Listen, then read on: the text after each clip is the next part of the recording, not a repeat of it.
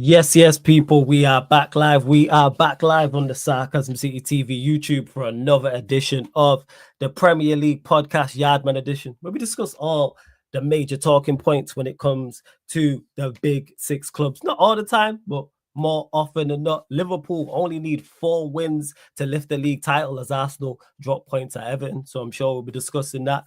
West London derby, Chelsea travel to Brentford. Speaking of derbies, obviously we've got the Manchester derby coming up as well, with Manchester United taking on Manchester City at Old Trafford. Spurs, how is Ange Postecoglou still in the job? How is he still in the job? Who knows how he's still in the job? So I'm sure that will be a topic of conversation as always. But big up to everyone who's joined over from the raid, from the United Arsenal show that which we just did. But make sure if you joined over from the raid, whether you're here now live, whether you're watching this back after, hit the like button on the video, people. So important you do that. It helps the algorithm so much. So run up the likes. Make sure you share this out across all of the socials as well. Make sure you do so. Share this out at That's Me Flawless, at Sarcasm City TV across all the socials. And just as important, make sure you subscribe to the channel Sarcasm City TV and hit the notification bell as well. Big up to everyone in the chat. I see you. Like, big up KD, Jordan, Ben Talks Chelsea, Kingsman, Sai, Certified Warrior, J, Prime, H, who's been a member of the channel for 11 months. Appreciate his big up.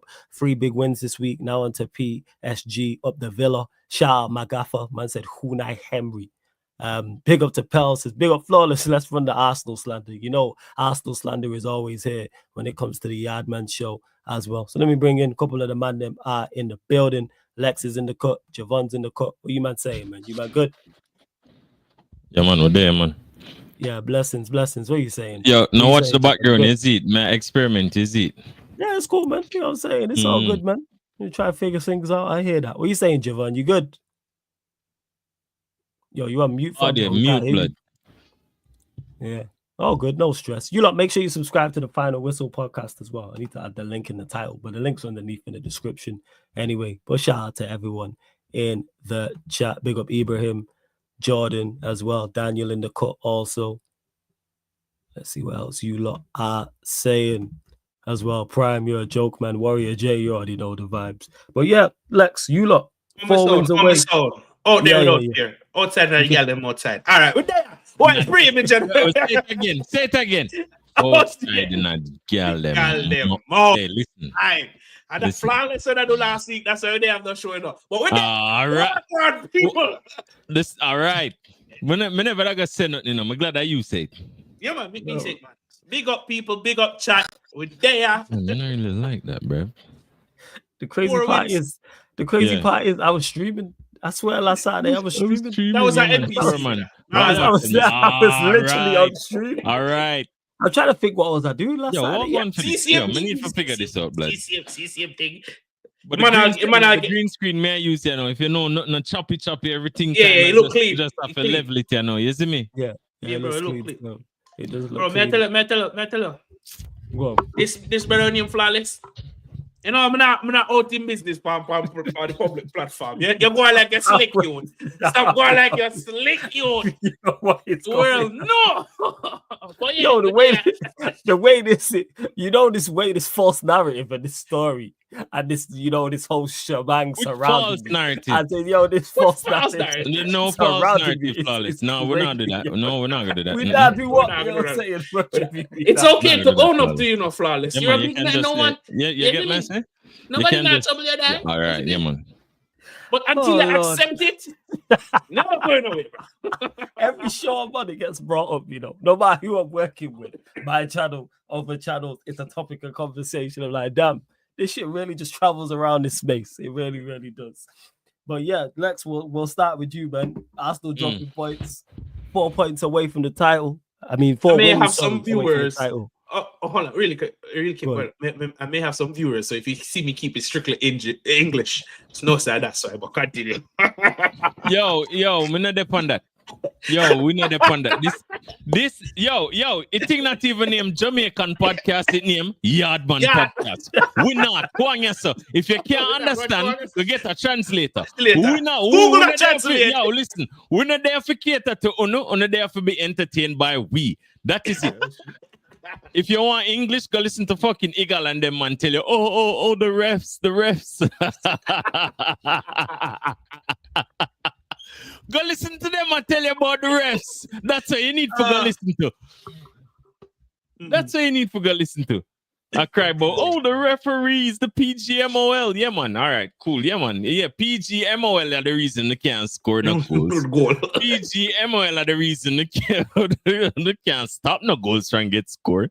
PGMOL are the reason we are going the league and Arsenal are not going the league, right? All right, cool. Yeah, man. All right, good Arsenal fans. Yeah, man. Try more. We're gonna lift that segment because man, we're excited for chat about Arsenal. You know, but how you feel, bro?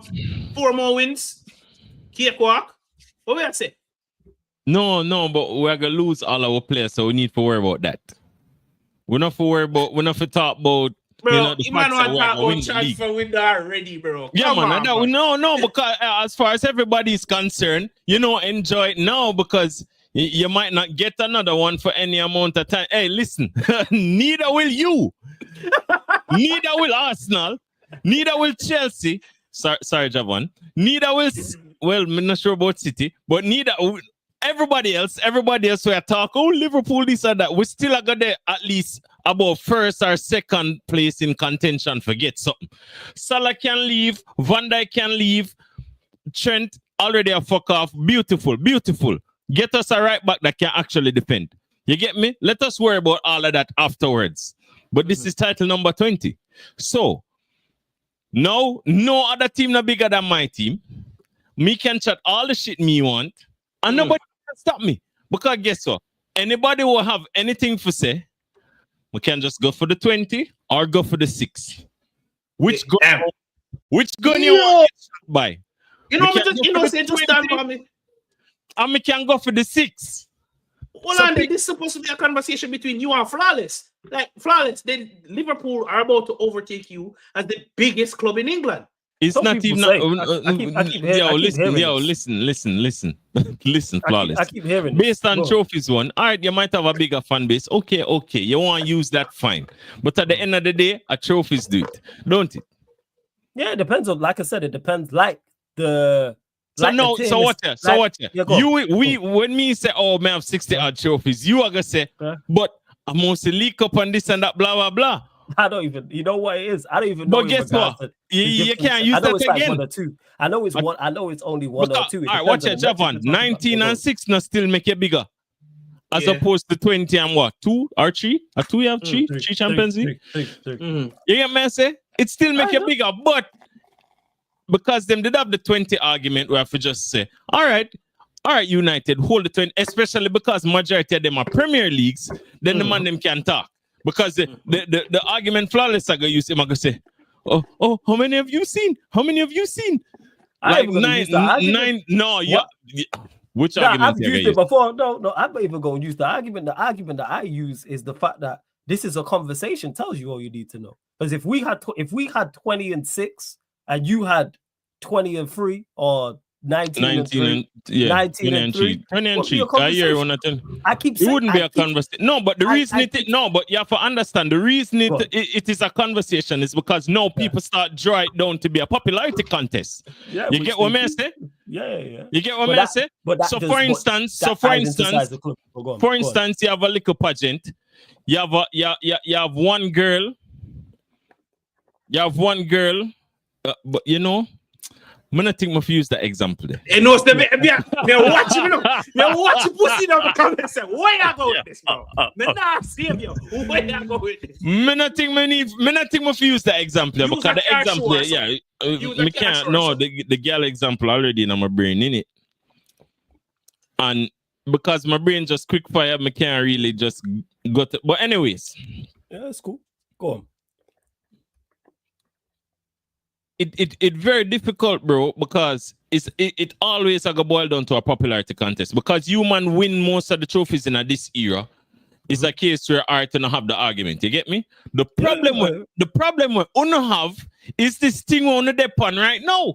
This thing on the depon right now within the 14th and and can beat some little idiot side and I get slapped up at home. Like, yo, if you don't continue like this, brother, you know, it not even gonna be a discussion. Yeah. Then the man them like to take it to the city. Which city more popular? Which city more nice of a visit? Okay, Manchester might be nicer, but we're not talking about city. Fuck city. Fuck the hotels, the beach, or whatever the fuck we're not having in Manchester. Football We are talking about. So can I say something as a neutral? Before you do, Liverpool's a nice place to visit. Like, that's a myth. Liverpool's a nice place to visit. Yo, me can fix this, dog. But yeah, go on, Japan. Go on. So as a neutral, Mm. as a neutral, me think the argument is stupid. Only because look, when Liverpool did in them dominant era, Manchester United wasn't even a name. You couldn't run up, you couldn't talk to them Monday. It goes back to the general argument of football being cyclical. I just your time, right? When United when I pick up trophies, I did just fit them time. Yeah, you get what I try to say. So the fact that on a level with trophies and thing. I just Liverpool had their run, Liverpool had their era, and Manchester United had their era. And during their run and their era, they picked up the maximum amount of trophies that they could. Right. Chelsea had a mini era, but during that mini era, United was still good.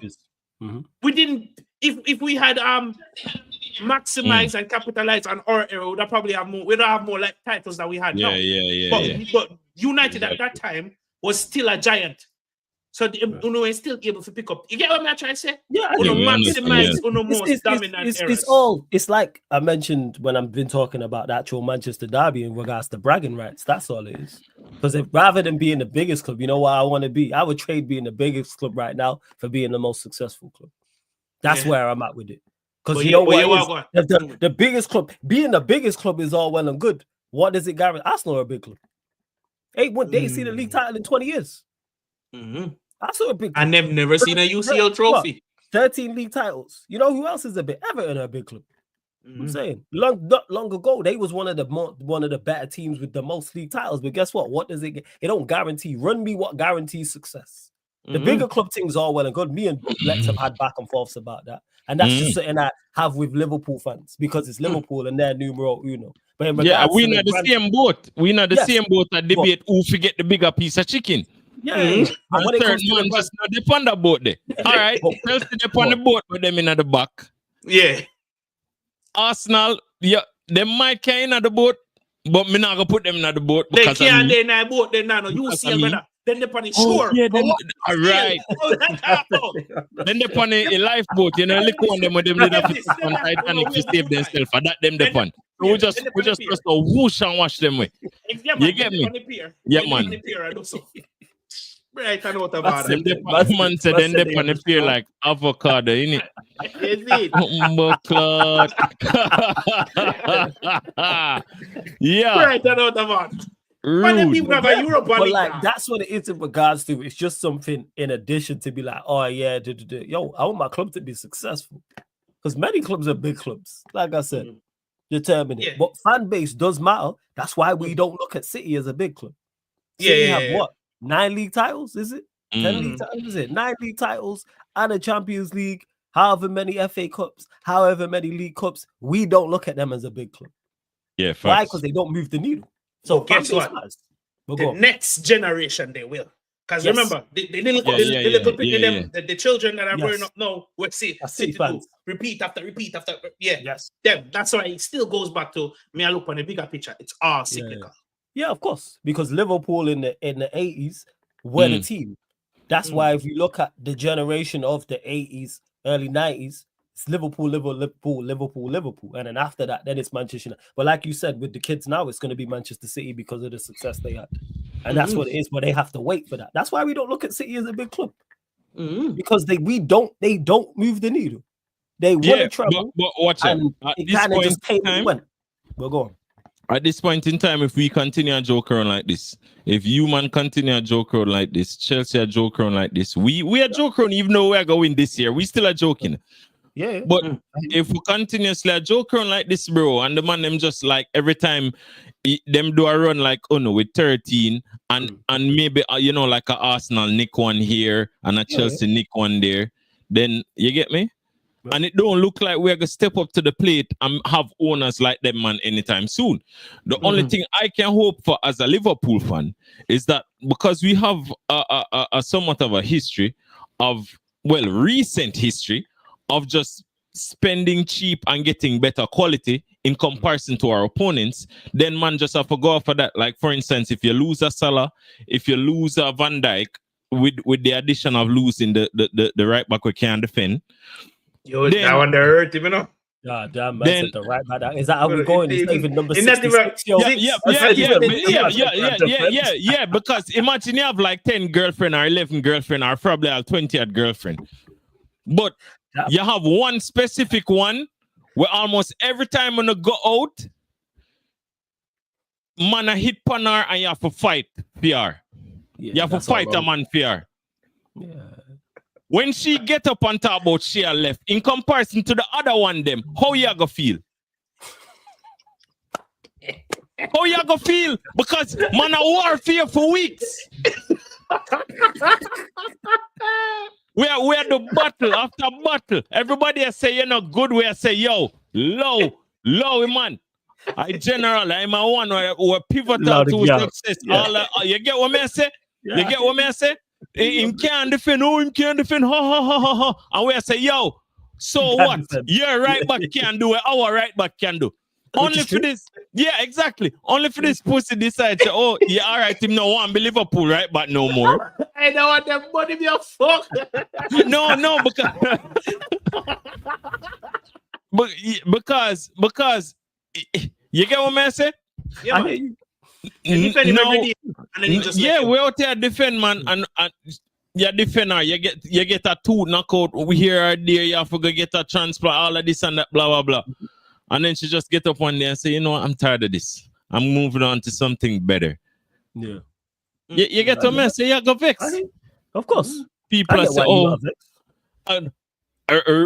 Rio Ferdinand come out and talk about, you should be happy. You should be thanking him. Oh, you never paid any money for him. Hey, Rio, fuck off, innit? First of all, nobody never asked you. Me don't know who asked him, but no Liverpool fan never ask you nothing. First of all. Second of all, why you think, as Liverpool fans, we are going to give 1, 2, 3, 4, 5, 6, 7, 8, 9, 10 fucks about what you think? Most people don't even like you as a pundit. You're out here suck off Cristiano Ronaldo at any given fucking opportunity like you weren't a senior player when him the day at your side. I treat him like you need to glorify him like some little bitch, innit? You out there talk all of this. You just there pander to the crowd. I talk about this Garnacho, this and all of that. Man, fuck off with all of that shit. We don't want to hear what you have to say about Liverpool. Worse, you used to play for United. Why you have an opinion? You remember a couple of streams back, quite a few streams back, me tell you flawless. Some people just not deserve an opinion. Them no need for have that as a right. I remember that. He just giving his opinion, making content. He just making content. Don't make that content. Don't make that content. Why and then what him do? You can say deliberate, you know. Him just say that shit. Him don't mean it, you know. Him don't say what he mean. Him don't say what he mean. Him just come out, chat a bag of shit, get us upset, and then depend him phone and say, ha, look how much money I made today. You get what I'm saying? You reckon he's doing it for interactions? I mean, after you can't mean that. I tell man say, we need to be grateful. We need to be grateful. You did grateful when the Cristiano, you love suck off left. You did grateful for that. You did grateful. You know what I get from Lex Flawless? Go on. Him basically I tell me say, yo, anything we Rio Ferdinand say, him not believe that. Because whatever I'm say, it too deluded for him to believe in how I say. See, and that's where me and Lex differ a lot on these things, whether it's Rio or whether it's someone else. I say all the time, I give people the credit they deserve for their bad takes. Like when he's talking about Garnacho, I genuinely believe, when Faz had the situation with Garnacho, I genuinely believe Rio rates Garnacho. I don't think he's doing that for clicks. I think he genuinely rates him. Genuinely. I think he rates him. And the reason why I genuinely think he rates him, because me and shout out to Musa, we had this conversation a while back when he was talking on Saeed's channel about Bruno, and he was saying how all these top players rate Bruno. And I said, this is why top players make terrible managers. Their talent ID is woeful. Look at most world-class players. Most world-class players take Zidane out of it. He's the Brother, exception to the rule. first Most things world-class first. players are terrible managers. You know what the thing with Bruno? Go. You ever see like in a classroom where a majority are man in her, and in there you just have this one girl and she's like a 4 at best, but every man always hit on her. Why? Because I want a blood clot girl in my fucking class, blood. Yes. Yeah. Yeah.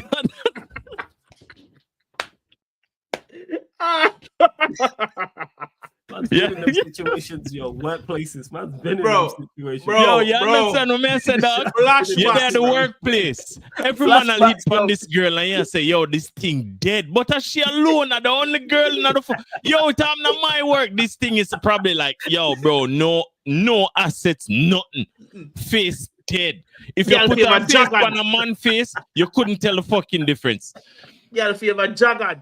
Yeah, she favor John.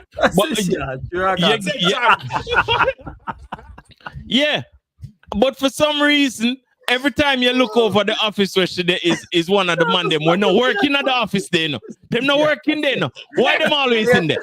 Why them always in there? No, no, for do. Who come and work for get paid for chat to girl. Ugly girl like that. Yo, one of the last jobs I did before I started this shit, man. Yo, was always on my floor circle. always. You don't work. Man, my circle like shark. You, are you that shark? I was on the same shit going to different floors, so I know. You know what I'm saying? I tell you, me no work this so. Man, say, I tell you. Thanks me, but thank you for my John. No, John. You know what I mean? I hear you. I was not expecting this. Yeah. No, real talk. So now, seriousness though, we kind of want. First thing. More your thoughts, your honest thoughts about wrapping up the league title. But first, do you think Bradley is it Bradley, right? Yeah, you're right. Yeah, Conor Bradley. Is he a suitable replacement? Yo, listen. Put Szoboszlai right back. I don't give a fuck. You get what I say? You know why? All right. First of all, Bradley suitable replacement, yes, but I feel like him have some little injuries, and him have a little consistency issues, I guess, because him young. But it would have just be all right if we for bring through Bradley right now, it would have just be exactly like when we bring through Trent. The only difference is though, Bradley is actually a better right back than Trent was when Trent did just start. Bradley just hit the ground running. If you notice, like when we use Bradley at right back, you might miss a bit of creativity that Trent has, but him get forward, him take shots, him pretty attacking, and him still decent, him better than Trent defending. Him just not as creative, innit? So for instance, a lot of the chances where Trent would create for Salah or at least, the third string pass or the fourth string pass to actually open up space to then create the other team for the rest of the team for actually make the chance and score goals.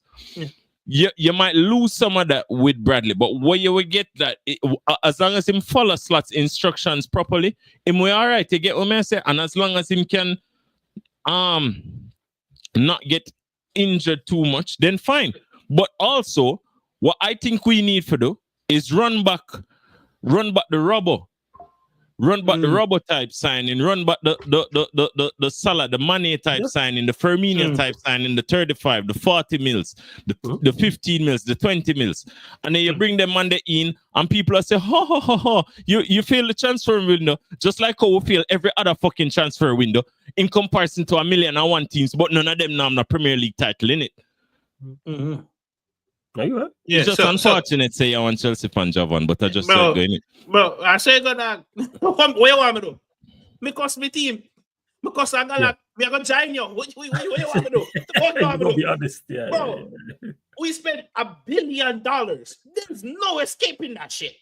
And we spend fuckery. And the thing about it is, and what the funniest thing about it is, we become the laughing stock every time we go in the window and either don't spend the money or just splash a little cash here and there. And man, I say, yo, you never get Caicedo, but bro, we get McAllister and Sobo on them Monday. What happened to that? Oh, you no matter. Same time we never get Caicedo, we get Gravenberch. And bro, I'm not gonna tell you no lie. Would I like to have Caicedo and Gravenberch? That would have been top midfield. But we go and take the McAllister with the sub one thing as long as we add the adequate improvements. You get what I say? Yeah. And real quick before you speak on. Do you think, because this is very important, do you think Conor Bradley can develop those third string passes? Because he's very young. I'm seeing him play a couple balls where I'm saying if you work on him. Yeah. You can pass, but bro. All right, so in a real life, me can pass in comparison to the people I normally play with. It's a touch, bro. If you don't really have it, and Trent look like him have it really good. So like, you get what I say? Him have the touch, him have the weight of pass in terms of, you get what I say? And then, but as well as, it's like, him can develop it where it's adequate enough, Javan. You get what I say? Yeah. Because realistically, what you want in our right back is not peak creativity, nor just peak defending. You want a mixture of both. You want one who can defend like at least a 7, 8 out of 10, but him can create on a 6, 7 out of 10. But what the most important part?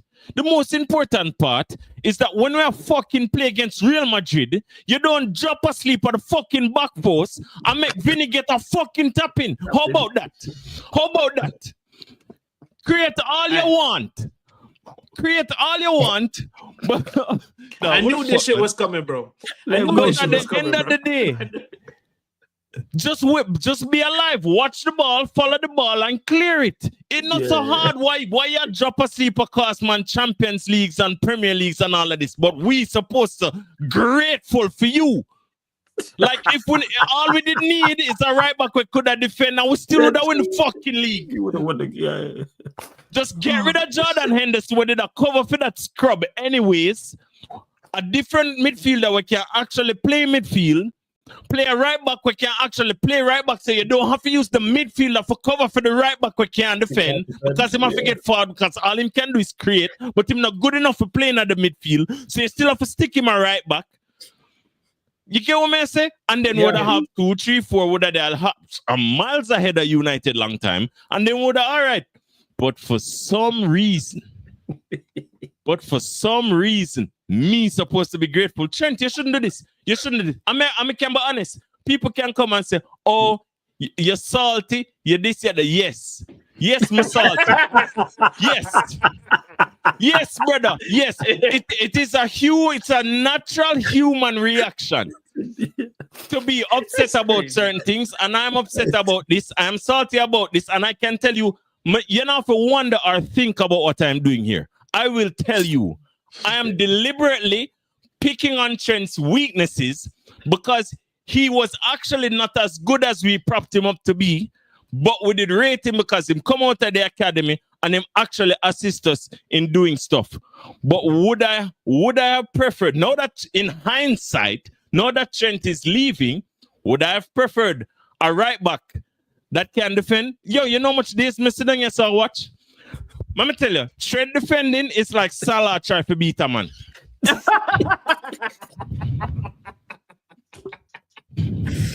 We win trophies.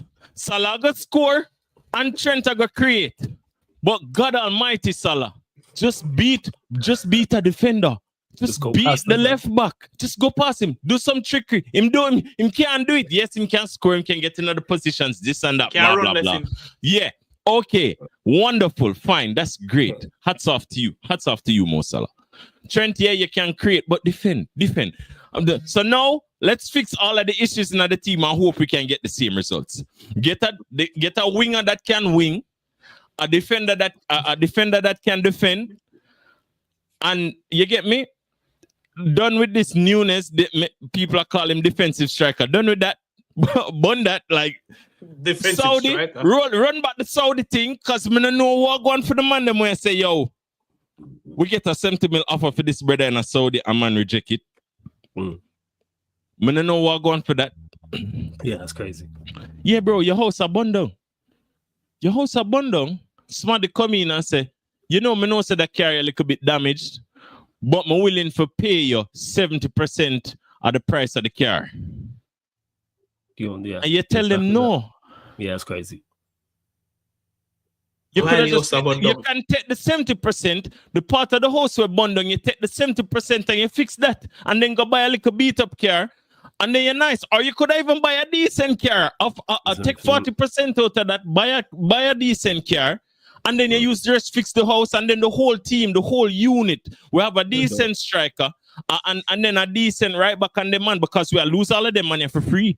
Like we could have easily sell Van Dijk for 70 mil right now. We are losing for free. So they offer with 200 mil for Salah the other day. We're about to lose him for free. Trent, we could have easily fuck 100 mil out of Real Madrid. We're losing for free. We could have make in excess of 250 million off of them ball where we're about to lose. But guess how much we're going to make? Zero. So, but you get a league title, so balances out. No, it not balance out because the money where you get for the league title, how much? You not get the Champions League money for the league title. No, the league title is more than the Champions League money. The league title are 197, Champions League are 135. Bomba clot, hey, take that back. Hey, all on the can fuck off for free. You didn't know? Why you never know that? No. You never know. No. Why you think every professional football player keep harping on about your league title is your bread and butter, because that's how you generate the most revenue from. The Champions League the Champions League just have a bigger bragging right. So here where we are going to cook up now. So therein lies the possibility that the reason the man them don't want to mash up the wage structure is because we're about to win the league, and they might probably have to go raise everybody else pay. So if them give Van Dijk astronomical pay, with Trent astronomical pay, with Salah astronomical pay, then probably have to go sell a bunch of the other man them who are actually for the future. We probably would have to sell a Konate, I thought that was obvious. When we get Chelsea redo the wage structure. Exact same reason why Chelsea cut them wage structure. The other day, a lot of people never know this. If you had to give me a guess, how much I think Romeo Lavia depend at Chelsea? He's not on a lot. I bet because a lot of your contracts are incentive based, the new ones, right? Yes. I heard his performance based. If we never didn't know that, how much I think he would have depend? Is he? Just give me a figure. I'd say 50 still.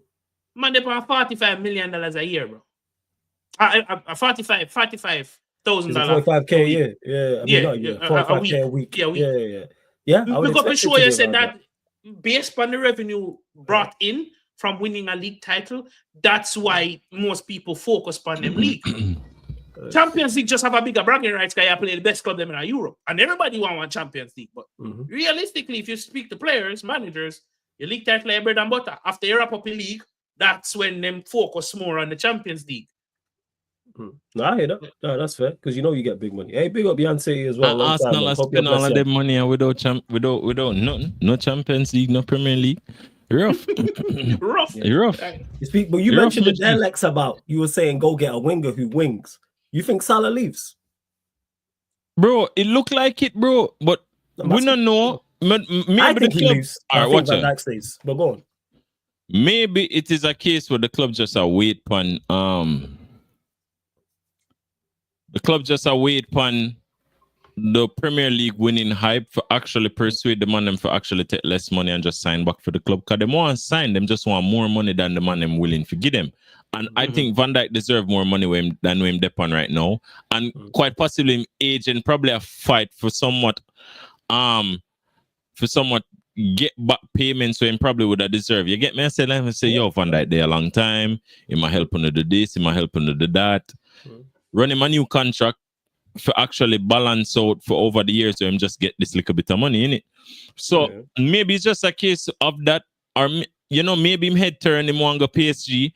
But at the end of the day, I'm the guy that operates on fixing problems. You get what I say? So if a possible problem arises, there has to be a solution in the event this situation occurs. So if we lose Salah, if we lose Van Dijk, and if we lose Trent, then obviously there has to be some solution here. And hey, don't laugh when I say this. There's a lot of times that I've seen players who have potential that weren't fulfilling said potential get hampered by players that are currently in said team because that player have more seniority. No. I'm not gonna actually make a legitimate case to Darwin Nunes, even though I could. I can cook up something and say, yo, if we get a creative winger who probably not score as much goals, but can unlock Darwin Nunes, you know the Arsenal term, unlock Darwin Nunes, then maybe he can go through and score, you know, whatever, like 20 goals. I'm gonna do this. Maybe. One more time. One more. No, Actually, kick you. Fuck that. The goal. No. Somebody else. Huh? The goal they were missing. That's what I said. That's what I know. Get intense. Or you didn't get intense. They fuck the goal they were missing. Nunes miss, brother. The amount of open goals this man misses. You're telling me if you get a creative winger and he's the focal point where all the pressure of Liverpool Football Club is on Darwin Nunes, that's going to magically flip a switch and he's going to be clinical in front of goal. We're not talking about the pressure part. The pressure part up in it, bro. Yeah, because removing Salah makes him the front man. Yeah, but I probably that him more. And probably they say, yo, all of the money I get the shine, yo, more on the shine. You get what I say? That's why I'm always running and beat him chest. You get me? Kind of say, yo, him probably jealous of Salah in brain in locker room. I said, that brother ain't not even 6 foot, blood. And him have a receding hairline. Or he might get more ratings than me. Look at my long flowing hair. You get what I say? I probably that are going in it. You don't know. Listen, the only thing that I've actually seen and witnessed where I can give you some form of legitimacy is that when all the players leave club, people that you don't expect to step up. Exactly. That's what I say. I same thing I say. I just say it in a little bit different way. But I hear that. But Darwin Nunes is not that guy. I hear the idea. But Darwin Nunes is flawless. But you don't know. Change the circumstances. Anything can happen. No. With Darwin Nunes, like Jota's more likely to do it than Darwin Nunes. Jota's more likely. No, Jota injured too much, dog. Big man. But maybe he has the season where maybe he has the season where Van Persie was like that. Van Persie injured at Arsenal. Had the one season where he was fire at Arsenal, then came to us and helped us win the league. Maybe Jota does that for you. Look. Maybe Salah leaves and all of a sudden he starts, like you mentioned there, the pressure is now just on give him. up on Nunes. I'm surprised. Give up on Nunes. You know what? I just try to have a conversation, but it not really go work. Yeah, man, shit, man, bro. Big man. The football logic in me understands the concept, and the football person in me is I say, you know what? I hear it. Give it a shot. But don't give it a shot. I'm not willing to give it a shot, you know. I'm going to be honest with you. I don't willing. But here's why I go down that road there. Because I know the flipping club. That's why I'm go down that road there. Because I can bet you any money of this shit the man them I think. I bet you. I'm willing to bet you. Next season. Don't sign someone. No. Like you said, they'll sign for medium. Or something like that, or a Salah, bro. You know how much players we need for sign? Yeah, talk. Yeah, you know how much baller we need. You lot need a lot. Yeah, if we lose one, the man gonna say, yo, Nunes at 80 million, spend on you still. If Saudi not come back for him, the man gonna say, yo, Nunes, you are going to start, you know. And boy, it looks sticky because we did have to buy a right wing, we did have to buy a right back, we did have to buy like 2 centre back, which we already need with Van Dijk. Yeah, and we need an next DM. Yeah, so then probably you get me because because enough man I got cut as well. Endo probably got cut. Who else I got cut? How much baller we have? Diaz might cut. Maybe Endo. Maybe Diaz. All maybe of them. Jean. You get me? I say all of them man they probably cut. So it's like we need to just go out and just get some footballers, bro. Like we're probably in a trouble in it. You know, say me not think we're in a trouble though. And here's why. I'm more fearful than not, and I have examples to in terms of what our possibility for actually have replacements in the event the man them cut. I'm fearful of Liverpool being more dangerous next season because of the unknown. Because every time when I think Liverpool, yeah man, I hate this. Oh, see them dead. Slot was them the unknown, brother. Them not dead. Hey, them not dead. Slot was an unknown. And here's the thing. I'm going to use Slot this season as an example, but I'm going to go back further. The only person who made it 100% sure would have done something in the league for them are the link-up player who made it see coming with Coutinho and Firmino. Because I did watch Firmino when he went there in a Bundesliga. I had no idea that they would create that monstrous front three and do what they did. Right? So that's the first example. That's another unknown. The second unknown was this season. Everybody and then that couldn't tell me, say their name, believe Liverpool at most finished top 4. So for them to turn up like this, surprising. Says to me that in the boardroom level, whether they may not like, whether the fans may not like them not spending large amount of money, but their scouting is on point every single time. And if they do that again, whenever it's on point, it was when Klopp, not just that. It was when Klopp deliberately just go for a player. Yeah, did Klopp not pick Nunes? Yeah, Klopp signing. I must stand correct. Nunes, Minamino, Keita, all of them man the way you sit dead. There was Klopp's picking. I know. I'd seen that today, but I didn't know how true it was with the Klopp with Nunes. But that supports my point. That supports my point. When it's left to the people in the boardroom level, like the sporting directors. Watch here. I have to remember something too. We had issues in the upstairs where Edwards left and them thing there. So remember me that say to you in the Q&A flawless where them issues could be the reason why we have the contract problems right now. Because whoever we did bring in fulfill the slot in, when Edwards come back, is a year left on the man them contract. And then him come back with having to say to the man them say, yo, XYZ, and then the predicament where we end up in, it would have easy if we did a place a third or a fourth place. But now we are going the league. Now we are going the league. You can't get and Salah go in the league with like 40 GA, 50 GA, 45 GA, 50 GA. You can't go to Salah and say to Salah, yo, Bridging, it will kind of tight pan cash. No, people are going to start shouts, best in the world. A Ballon d'Or, the man them did that talk about. Imagine if we did even go to the finals of the Champions League. Man them would then talk about Ballon d'Or. And it would be a possibility and probably would have finally get like a top 3 or top this or top that despite being consistent over time. But we know why I'm not going to get that because man them narrate him because if him did British, 100%. PR. Just don't have the PR. I'm not have the PR and then him not do nothing for the country. Him not bad. You see me? If he was a Morris and did have the output, you couldn't deny him. If he was a Zlatan, you couldn't talk to him. No matter what Zlatan. You get what I say? Yeah. The bravado, the whole package that was Zlatan. If he had that, you get me?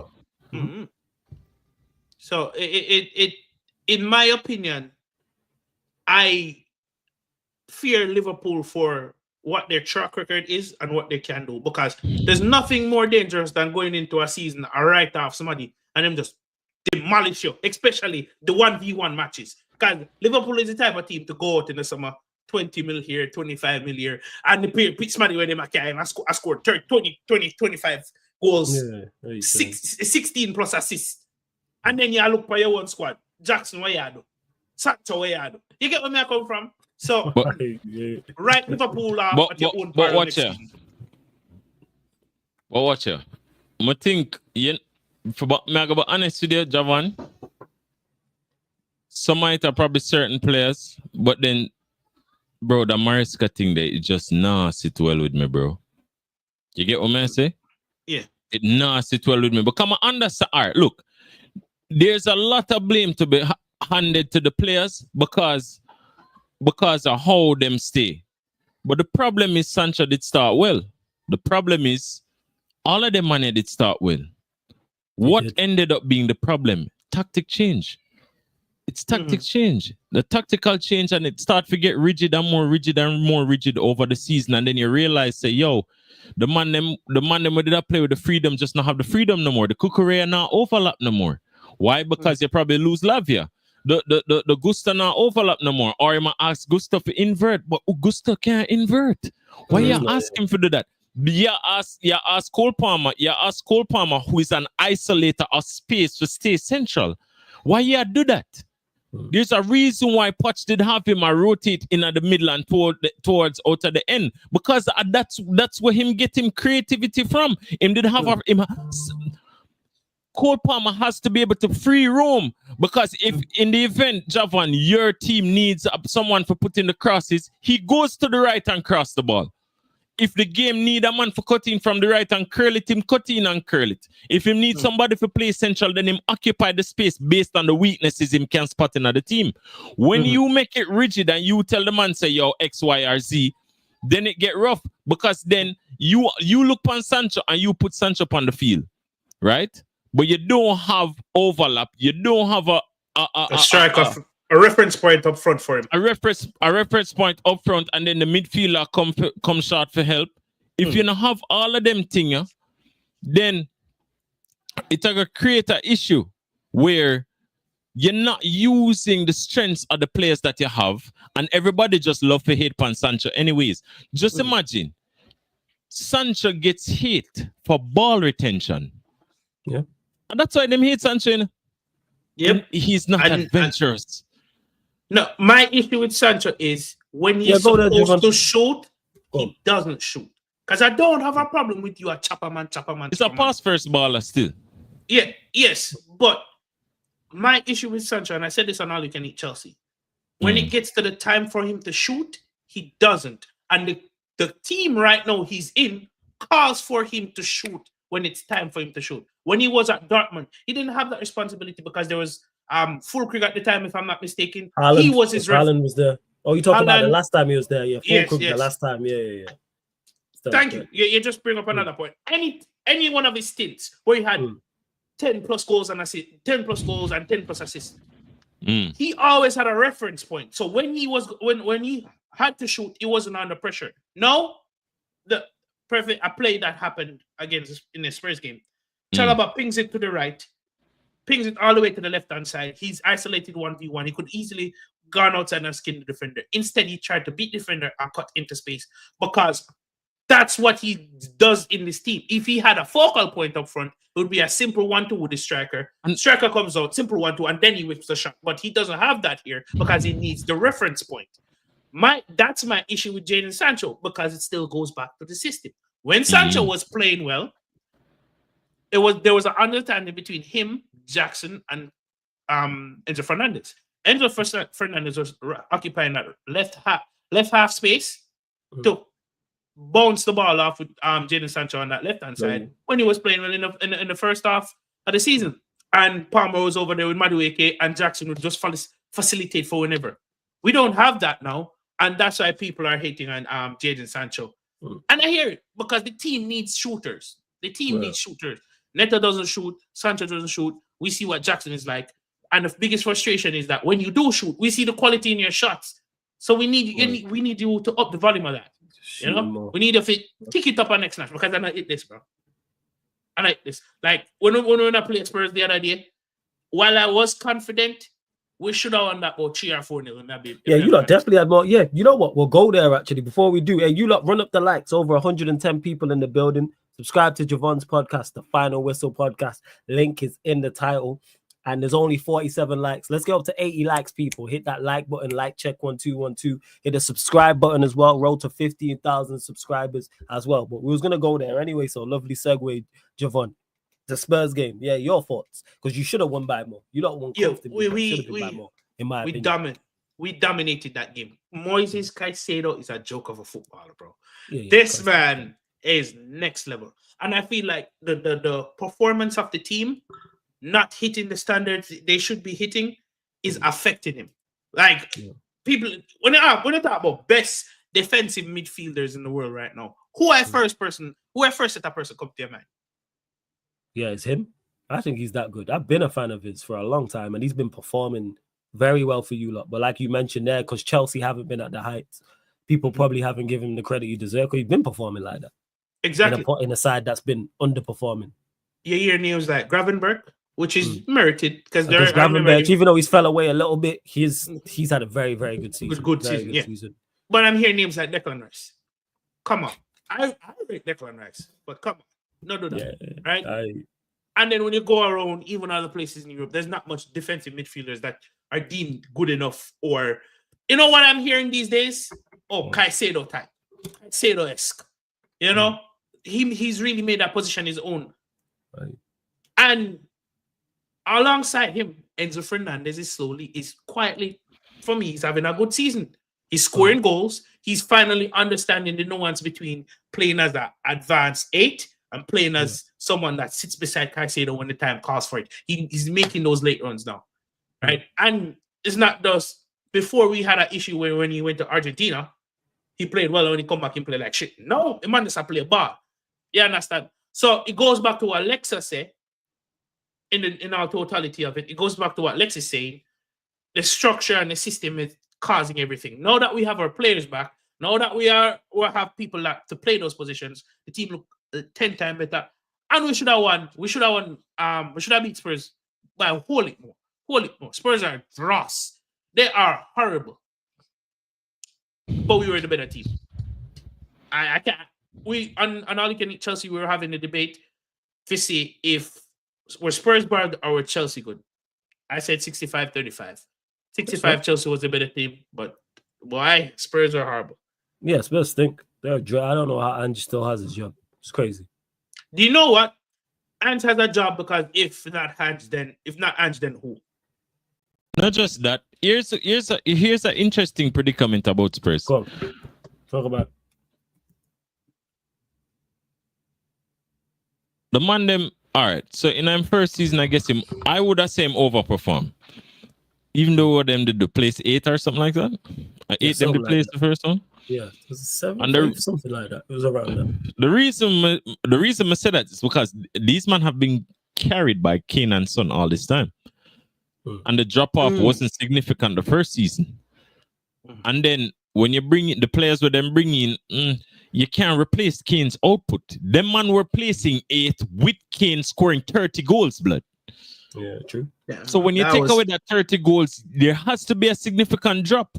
When you take away the quality of Kane, there has to be a significant drop. Now, while the drop never happened initially, when you take into account Ange's play style and what he requires from his players, the players he has, apart from the first team, the quality is dipped significantly. And because I'm play style him enjoy all I'm first teamers. So when them have to reach for the man them on the bench, them just gonna get kicked up. It's just very simple. It's very simple. So yes, majority of the blame does go to Ange, but I can guarantee you, no matter what coach you get and put them in that team without a hurricane to carry them, it's gonna be dross. You might get from 14th to 12th or 10th. You get me? But not only that, and them also need subs. Them need depth. You can't wonder what them do and have depth. You know what funny? Here's another line of thought.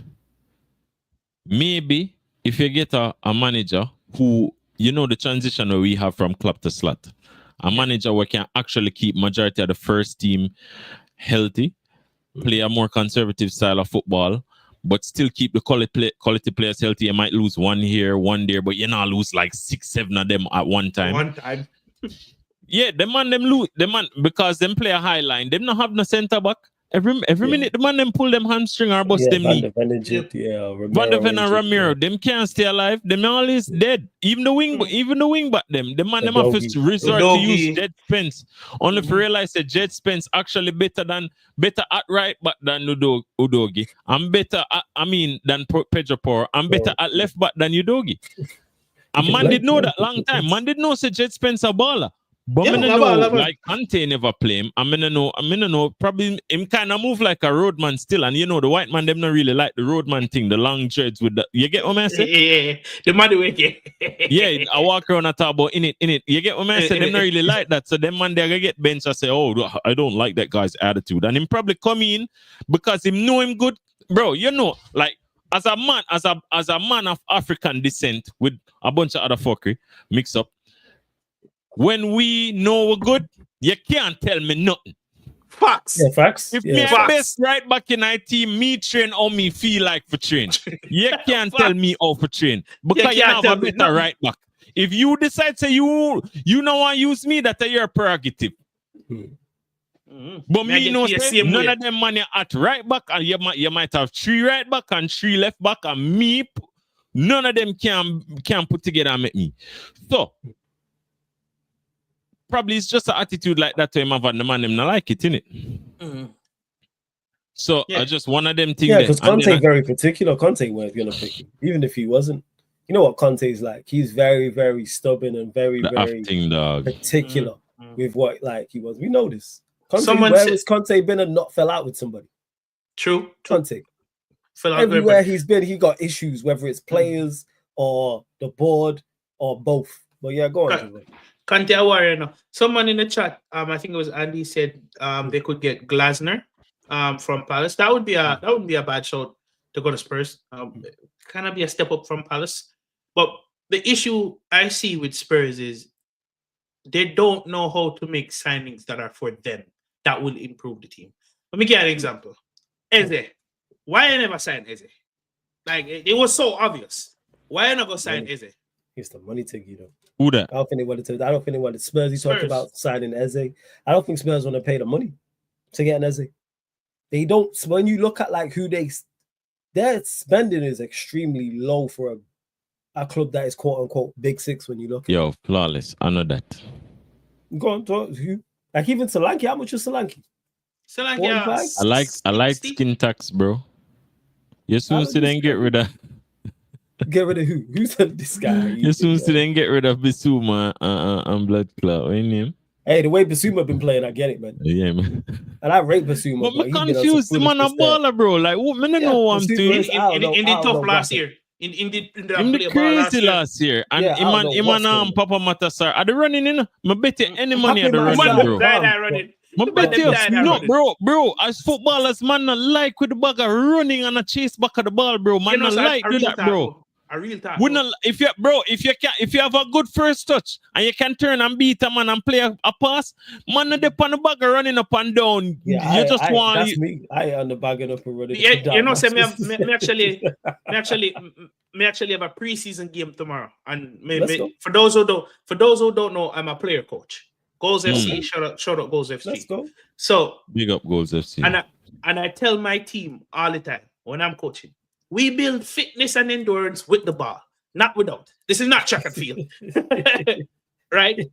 And when you talk to these players, like one-on-one, when you're having the one-on-one sit down, when you're coaching these players, none of them, not even our best defensive midfielder, none of them like the running, the excessive running. We do it because we have to in preseason to build fitness. But after a while, brother, conditioning and fitness with the ball. So I genuinely believe all of this high intensity in a very physically intensive league has caught them up to Ange Postecoglou and the players. Because the levels of Missy Bissouma and Pedro Porro reached last season, the drop off is insane. The man them just tired them. Maybe. Because maybe if they do get a new manager who is a little, where it is, let's say an Areola or a Thomas Frank, someone who is more conservative, you'll see. Because the Bissouma drop off was crazy. Because I rated him highly at Brighton, and he went there and then he played well. You see the drop off, and you go. Even Madison. It's like, the drop-off is crazy. Yeah. Not everybody can keep a consistent, high-intense level across 38 games, plus cup games, plus Europa League game if you end up in Europa League games. It's impossible, bro. So, while in the past we would talk about his tactics not being up to par, now we just have a negative effect in all aspects, physical aspects as well. Okay. No, that makes sense, 100%. And let me ask you, Javon, because we haven't spoken about it, because it happened obviously been a while. The whole Sancho information. I know we mentioned Sancho, but the whole Sancho news was coming out talking about Chelsea might not actually go for the permanent deal. There would be a fee, a penalty if it's not the case. Where do you stand with that? Do you want to see Sancho at Chelsea permanently next season, or would you be like sending back to Manchester United? You know me. Different from how the world would know me, flawless. So I think about these things differently. Absolutely. My direct answer to you is on one condition: if we have a reference point, if we get that striker, you're looking at a total different Jadon Sancho. Much like you're looking at a total different Pedro Neto if we get that striker. So I'm not just that type of striker is not just a one player thing. It's a system thing. It's a whole how we play, how we build up, getting the best attributes out of both our wingers and midfielders, right? If the club knows that them now go get a striker like a Osimhen or a Gyökeres or a Isaac, send him back. It's only $5 million. It's a $5 million fee. We can't keep doing this. We can't keep buy ball. It's got to make sense type of thing. Yeah, brother. We can't keep on a buy. We can't keep on a buy cement and on a blood clot block. All they also get built. Actually, my talk. You right? I just be a cement to buy, no block, no steel. No, cement. Just cement. You don't have no keeper, defensive shit, but you have some bad attacker, and then your midfielder them always injured. Yeah. But you get what me say. And then you mix all of that with a championship coach. Like, what going on? Chelsea, this, I understand people might want to be sympathetic to Maresca, but at Chelsea Football Club, Maresca, with all due respect, yo, brother, Brighton, there, fucking, you know, them side there, yo, work your way up, brother. You're not supposed to go feel like some legit. Yeah, and even if you go with a championship coach, based on what you think him can do, make the squad make sense for him. People, when we're looking at camera and say this, building a squad, building a football squad doesn't mean you have to spend $1 billion, which would be like top quality signings in every position. You need people that are some people are just runners. You need them in your squad. Some people are scrubs in terms of the quality. When you compare them to other people, you still need them in the squad. Liverpool, look at Jordan Henderson. He wasn't the best technically, but he played a role. I'm saying this to say that you can't just buy a baller and have something to complement the baller. Then you can't buy a baller without a plan. You need off the ball players. That's what I call them. Exactly. You need them players who excel when you don't have the ball. And people rarely underestimate. Oh, why would you sign such and such? Why would you get such? Unless you're a team. And then you see how you fit within the team. Yeah, facts. Unless you're a team that's going to play like the prime Manchester City side, where you dominate the ball. So if you have 80, 70, 65% more often than not, you don't necessarily need players to go get the ball. But guess what? If you have them 40, 45%, 50, someone got to go get the ball back. Exactly. Because you're going to defend at some point. Someone's got to win it back. Yeah. And it's not like a PSG thing. PSG can play the midfield they play because they dominate the ball against most teams. Yeah. And you can't have that midfield if you're not dominating the ball. But yeah, go on. Exactly. When PSG play a Premier League team or teams, they don't dominate the ball that much. And Enrique has to restructure that midfield when he plays them.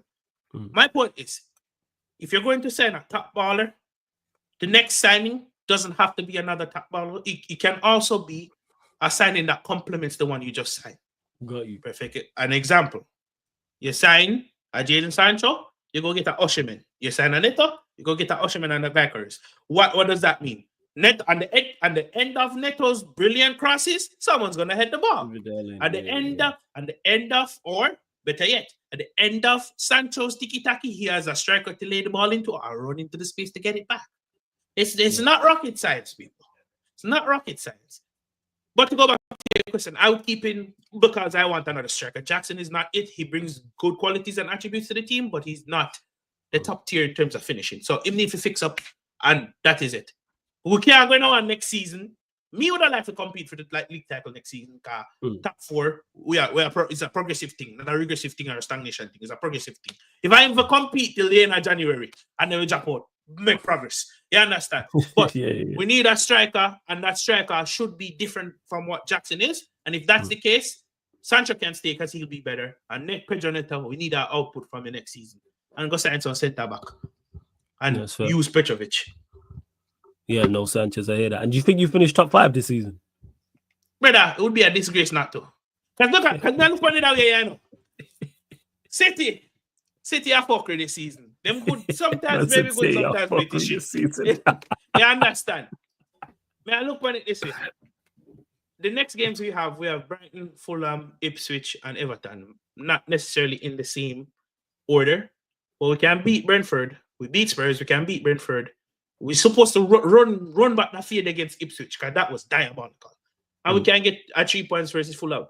Between Nottingham Forest, City, and Newcastle, one of them must lose a game throughout the 3 games there. if we can keep consistency, and I'm asking for a lot because we haven't done this in a while, if we can get the next 4 games and pick up wins, I'm expecting Castle, Villa, and City to drop points because they themselves are not as consistent, and we're ahead of them already. So can build up a buffer and then kind of close down the gap on Nottingham first. I'm not about that one from Matisse. Big up Matisse and Manny. Big up. Maybe they'll be on the beach. Maybe because that man I said this whole time, you know. The man I find excuses to tell me say them are gonna roll over.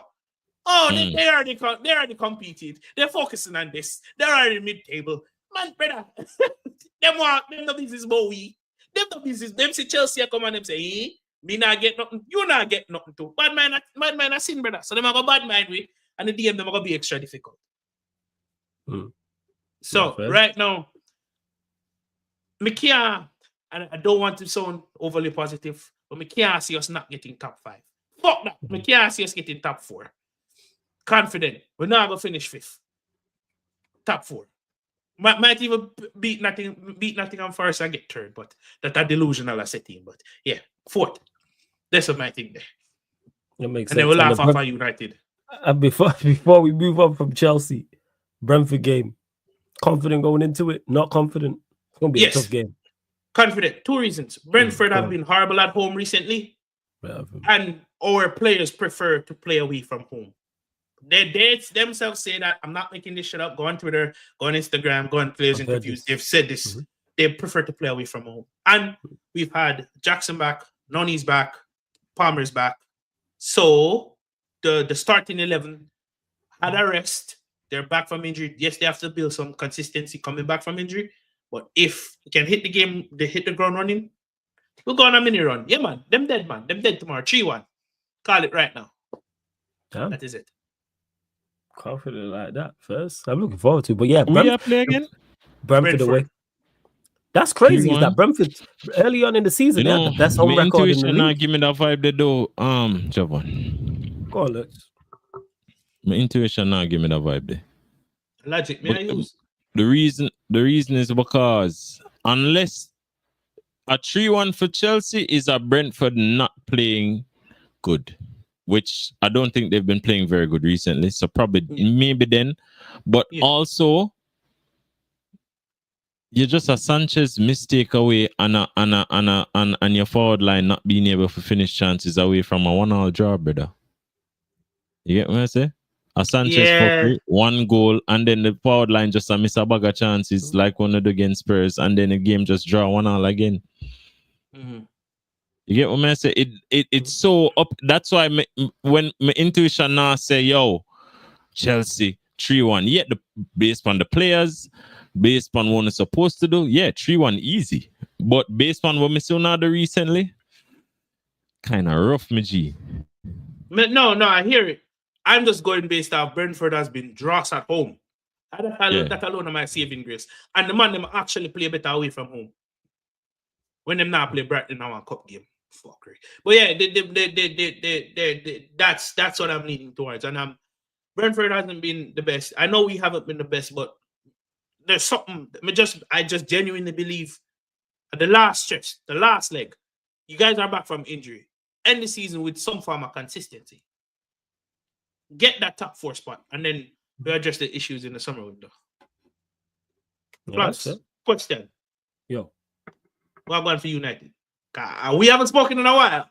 You can't just dead on a 14th and you are Spurs are play in respect us. We're 13th, all right? Respect us. Don't do that. You know what I'm saying? We 13th. Don't try it. You know what I'm saying? Don't try it. The man but guys, what do you want to know? Talk to me. What do you want to know?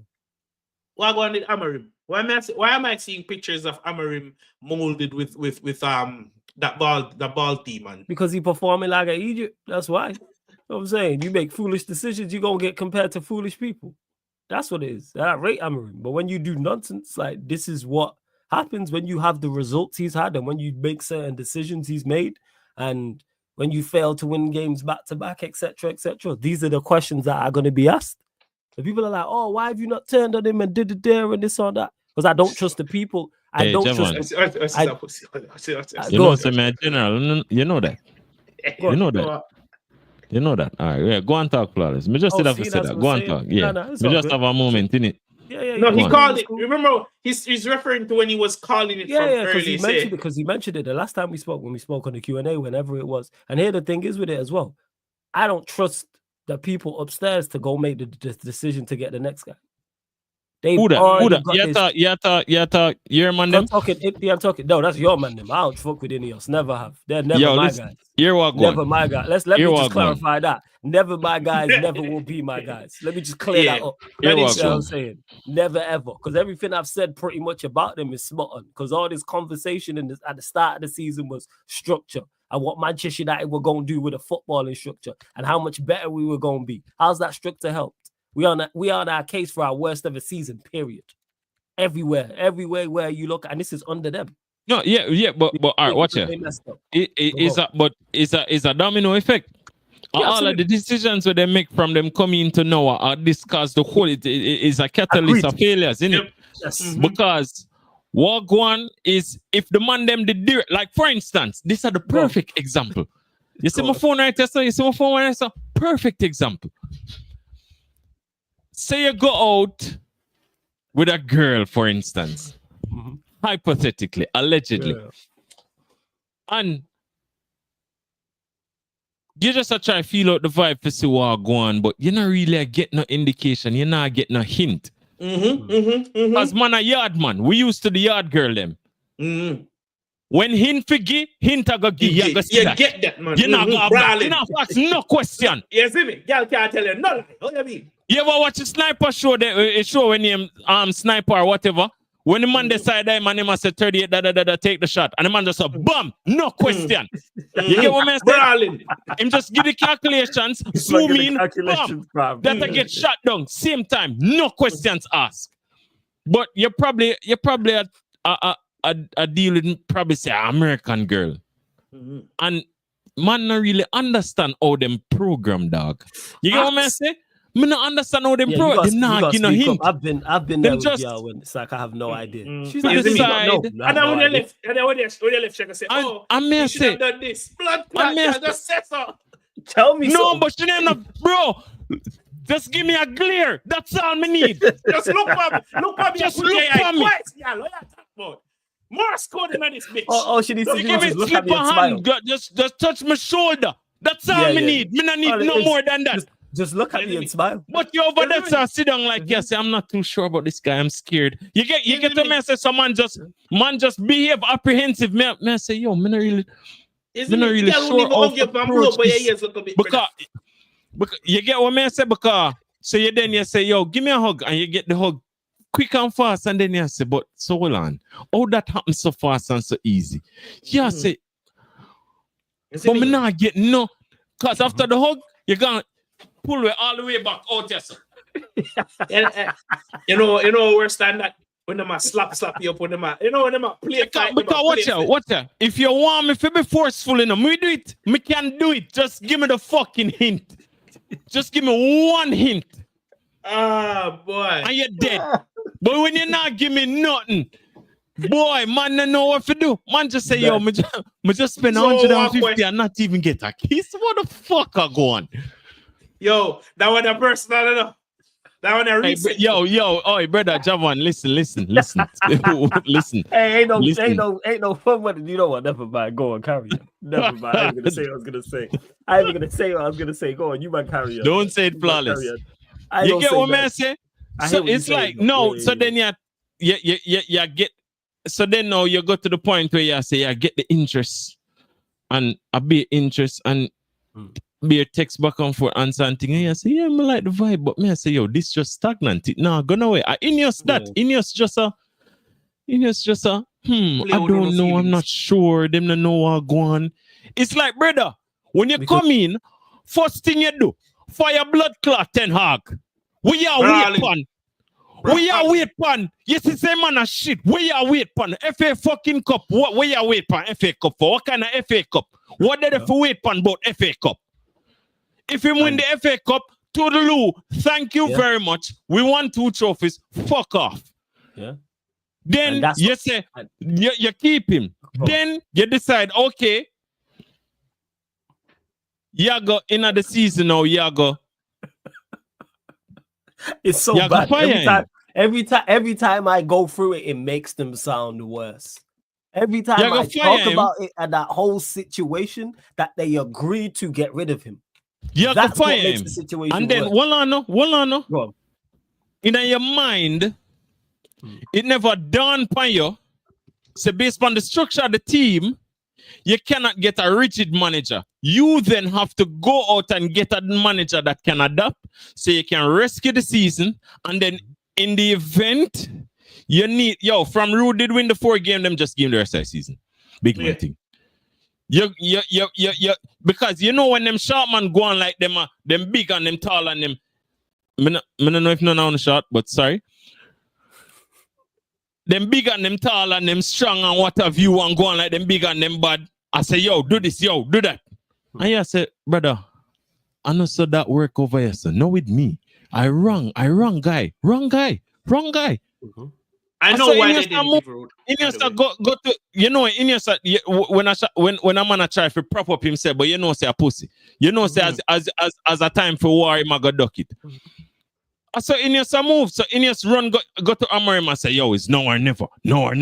Yo, we are talking about now or never. You're not a big fish in here, so. Mm-hmm. You're not a shark. Brother, you're tiki. When they got fish pan. Fish pan and see tiki them in the water. That's why the money be. You go to Amorim and tell us no or never. Like, so Amorim probably look upon them money and say, bro, them money serious. They must know, say me definitely them one. So Amorim say, all right, me forward then. Since it's so serious, and me not gonna tell you no lie, me can understand why Amorim would do it, because Amorim ego probably still like my ego. Of course, he's a manager. You have to have that. Not just that. Yeah. Amorim different. Amorim look like Amorim move like him at the special one, only for not be the special one. Innit? Special your walk, I tell you that. Yeah, him very special. But anyways, thank you for not him underestimate his abilities as a manager to actually oversee the happenings of players where don't fit the system we want to employ. Because you can run a 3-back, you know. It's just how you employ it on the field. It's how you instruct the players to play. Absolutely. And then it's the fucking players where you play and the fucking players where you rate. Garnacho, blood. You get a 45 mil bid for Garnacho and him still at your club. Why? Him don't worth 5 mil. As Flawless would have said, that 45 mil is 70 mil too much. Because I'm worth negative 25. You right. And so they not giving Root till the end of the season showed to me that they don't have a backbone. Because here why? Let's say they gave Root to the end of the season and he maybe won let's say a Carabao Cup and did well in the league. Your fan base would have wanted Root to stay permanently. But it says to me that Ineos wouldn't have the backbone to say, you know what? He was just the interim. We are actually going with the manager where we want. So that's why they never go with Root until the end of the season, because they don't have a backbone. The last time they should have done this, granted this wasn't Ineos. So you had Conor Solskjaer. He was supposed to be an interim, wasn't he? Yeah, he's supposed to be. He did well. He did so well. They was like, I gave him the contract. Jumped the gun. Yeah. Idiotic. Listen to fans. Idiot. That shouldn't have been the case. If he's an interim, stick to your guns. He's an interim. You understand? So, and then all of that rolling effect. Right. You know, one decision affect the next. And now we're there with that case where we genuinely don't know if the manager good enough. Or if the players are so shit, no matter what position you put them in, them come up with shit results. It's a mix. It's a mix of it. To me, it's a mix of everything. Is it a domino effect? Yes. Like Amorim is suffering because of the managers of the past. Ineos is suffering because of the ownership of the past. So that's where I have some form of understanding with them. But you're mentally flawless. Before you go, they should all still be doing better. And the reason why I have less sympathy for Ineos is because they knew exactly what they was getting into. They knew what it was. It was clear as day what was going on at Manchester United. I mean, it might be clear, but I think them knowing and having the ability to act on the knowledge accurately are two different things. Oh, absolutely. So I think them know the situation, them just not have the capacity to actually deal with it. Them not know what them do. That was my issue with them getting it getting involved in. Them know what them do. Them understand how to balance the books and probably try to make some more money and this and that and what have you. But on the football side, like in terms of employing, all right. For instance, no, the bright spark is recruitment. Your recruitment does not look bad. Your recruitment so far since them coming is good. Yes, I agree with that. Matching the manager with the recruitment kind of shaky, in my opinion. But then having the manager there rating certain players is a problem for me. That is why I kind of have like a more isolated. Like for instance, bro, Xerxes if you just play till him injured every week until him fatigued and come to you and say, "Coach, just give me a rest today." Then you throw on Garnacho. The 90 minutes when I see Garnacho play, why? Why you sub off Xerxes for put on Hoyland and keep on Garnacho? What crack are you on? And then you complain when Garnacho, it's a cycle. And then him come out. Exactly, Javon. Him come out and say him need to improve on this. So if we need to improve on 5 fucking aspects of football that are the basics of bumbleclot football, why am I playing 90 minutes? And then the fan them I got hard. The biggest issue right now is that we not accept Garnacho for what he is. Him not gonna be better, brother. Him not gonna get no better. It not gonna happen. Stop with the dreaming, bro. She don't like you. She not gonna give her number. Go look the blood clot 5 out of 5, bro. You're not getting the 10 out of 10. You're not gonna get her. Just settle. At the end of the day, forget some front is the aim. It don't matter where you come from. Sometimes you have to just regress. Sometimes you can't make the testosterone build up till your balls bust. Yeah, man. Sometimes you have to. And then sometimes you have to, you get me? And we now go with no Hanish and them thing. We're done with that. We're a big man. Hey, man. A girl alone we want. Brawling. No, but are you talk? The biggest issue with what I see from the discourse I see from United fans, why you not harp on Garnacho? Isn't it common knowledge say, yo, this is what score 1 or 2 goals, maybe do 1 or 2 good things, but on average, uno complain same shit. In my 2 seasons, ample amount of data for show you this. There's no getting better. Right? So stop complaining about that. And I see a message to Amorim, bro. You are gonna complain, say man need work on this, that, and the third. Why are you playing him? And that's why I don't criticize players that are better. And that's why I don't criticize Garnacho or Hoyland. And that's a problem. That's a problem to Flawless. Okay. Because Flawless. You know what is indicative of the flaws of this manager? You see, Ten Hag, you did understand that Ten Hag delusional. You did understand that Ten Hag come out and him a say shit, him look like him mean the shit, and then on top of him meaning the shit, him actually go out and him do exactly what he must say. Yeah. So you can look on Ten Hag and say, yeah, Ten Hag is a shit manager because of his beliefs. Yes. This fucker actually believe the right thing, said the right thing, and do the exact opposite. And that's what irritates me the most about him is I know he has sense. Because I hear him talk about this player has this issue. He does not do well in this scenario. And then go put that player in that scenario. And Bruno can't play in the 10. No sense. Plays Bruno in the 10. Yes. He'll say Maguire doesn't play well. Can't play in the 10. Plays Garnacho in the 10. He's not good centrally. He'll say Maguire doesn't play well when there's space around him. Then they'll play him in a high line. Play him in a high line. We are do Amorim. Yes, bro, the man actively sabotage the team, bro. I'm just like, yo. It's like he must send messages every week to the board that say, yo, you said that money and shit, though. Yeah, yo, you and see, then what makes it worse on top of that is I don't trust them. People are like, oh, why you don't? Because I don't trust the board to go and replace him. You have shown me twice now. You've shown. So let's say the Amorim appointment continues to go wrong and it goes horrendous. No matter who you get in the summer, it continues to go wrong. And October, November, next season, Manchester United are here. You've already shown me one time you've got this wrong with this appointment where you had ample time. You showed me with Ten Hag, even though it wasn't your appointment, you kept him. So you're going to go third time after getting horrendously wrong twice and do all the targets change. Because if we go and sack Amorim, because currently right now, United are recruiting for a back three. So we are looking for not centre-backs to play in a back four. We're looking for right-sided centre-backs, left-sided centre-backs, central centre-backs. We are not looking for full-backs. We're looking for wing-backs. We're looking for pivot players, yes, but we're looking for pivot players to play in front of a back three, not in front of a back four. These are slight differences. Same way we're not looking for a central 10. We are looking for a left 10. We are looking for a right 10. Mm-hmm. So if all our targets are this, they then sack Amorim, bring in a manager who then plays a back four.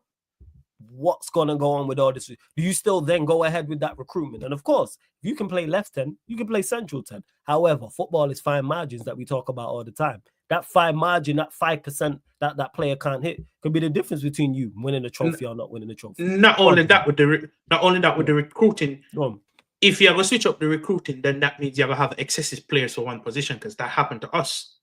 If you're gonna go with a left hand and a right hand, basically that are two cam. One we have a preferred right foot, one have a preferred left foot. That are the people. If you don't know, that's the big difference. Versus if you go with a 4-2-3-1 or 4-3-3, you can only facilitate 110, and then if you stick one wide, you lose quality. So if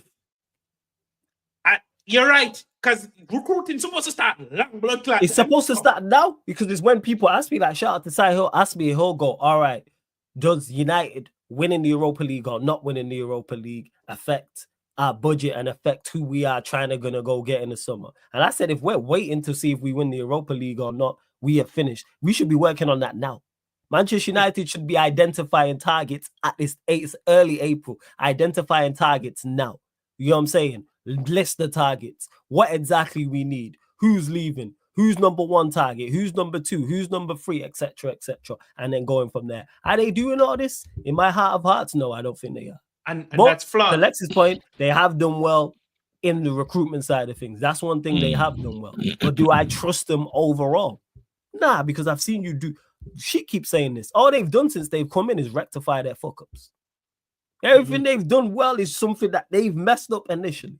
Like going to get Amorim, which at the time is the right decision.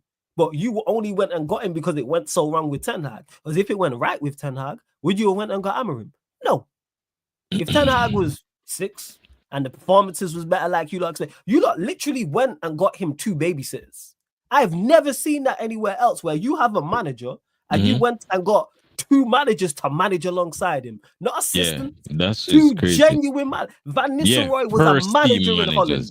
Yes. Proper coaches, and you went and not got 1, went and got 2. That's how much you don't trust him. Get rid of him. You went and got Hack, who was managing him. Yeah, bro. The man go for them small fixes, bro. Like them small fixes, and you know, it's like when you buy something cheap, something made in China, instead of buy the authentic product, innit?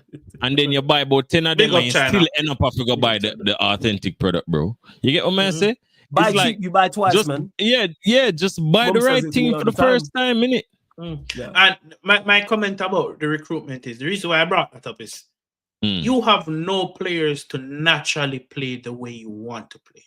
You don't have a natural full wing back.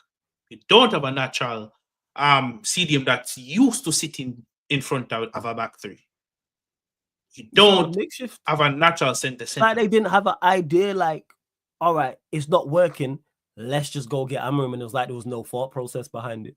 It was like, let's just get him because he's a good manager managing, rather than actually look at what's going on at Manchester United and the players you have. And did you sit down? And the reason why I know you didn't sit down and do your full due diligence and have a proper conversation, because we've seen this happen with Dan Ashworth, where you didn't have a full conversation with him, chased to bring him to the football club for months, only to then realize once you got him here, your ideas are completely different. How can your idea for a manager be Amorim, Tuchel, and he's looking at Southgate and Eddie Howe? How can you be so far apart?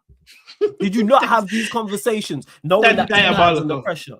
Ten Hag's under pressure. So you know there's a very, very potential chance he could be leaving. When you're sitting down with the director of football, okay, if we do indeed sack Ten Hag, which is what are the managers on your, like that, the not even names, profiles? What are the type of managers you want to go for? And not just that, at the delay too. So for instance, if you say you want to blame all of that decision making for Ashworth, if the flaw in that is you have the power to oversee and overthrow Ashworth and throw him out immediately. You never have to make him make the decisions first and then fire him. You never have to do that.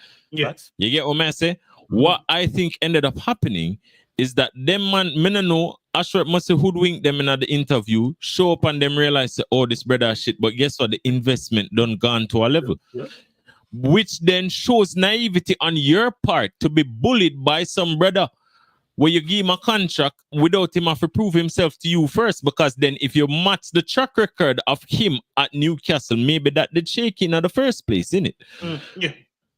Especially when you take into consideration how the Newcastle fans did that talk about him in the first place. And then when you go through heaven and earth to get rid of him, then you forget him. Then when you get him and realize that Jano, that brother ain't 100, but Jano, we spend so much on him. It's a whole heap of indecisiveness of going right here, so. And as the man them where run the club, you can't be, you run Manchester United. Man, not do not. Yeah. At least with the accountant man them who did there before, and Ed Woodward and even Ten Hag and them man, at least them man they decisive. Yeah. You get what I say? Them man they decisive. And I've been saying this. I've been saying this for the longest. Whatever your idea is, have an idea. This is the way we do things. All right, cool. This is the style we look for. This is the formation we play.